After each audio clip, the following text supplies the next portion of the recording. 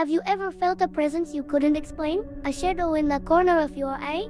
A whisper on the wind number one, sir? For Emily, in the quiet, fog-shrouded town of Blackwood, that feeling became an obsession. This is the story of the Midnight Ghost. Our tale begins on a moonless night, the kind where the silence is so deep it feels like a sound itself.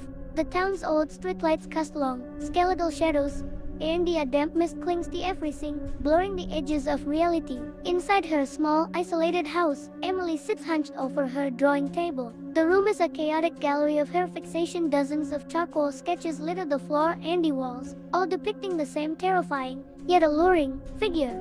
A tall, slender shadow with no more face, no more features, just an overwhelming sense of ancient sorrow. She couldn't sleep, couldn't eat. The image of the ghost consumed her every waking thought. She'd first seen it in the woods bordering her property, a fleeting silhouette against the dying light. Now, she felt its pull, a siren's call from the darkness, driven by a mix of terror and a strange, desperate curiosity.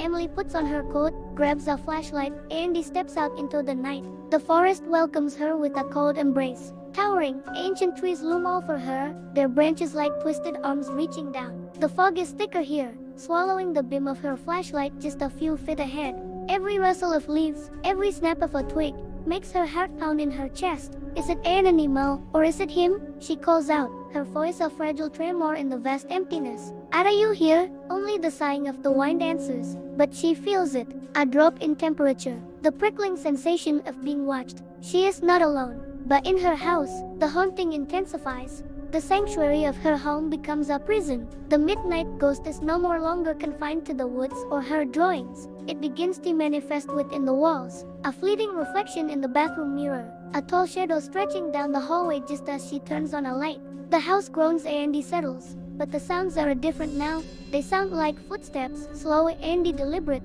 pacing in the attic above her. The barrier between her world and the other side is dissolving, and the ghost is seeping through the cracks. One night, the haunting reaches its terrifying peak. Emily is in her bedroom, the air thick and heavy, charged with an unseen energy. The lights flicker and die, plunging her into darkness. A soft, ethereal glow begins to emanate from the corner of the room. The midnight ghost is taller than any man, a column of pure shadow and cold light. It stands perfectly still. There's no more malice, only an infinite, crushing loneliness that pours from it, washing over Emily. Fear gives way to a strange sense of destiny. This is what she's been searching for. This is the culmination of her obsession. Slowly, trembling, she reaches out her hand, not to fight it, but to connect with it. As her fingers stretch into the cold air, the spirit reaches back.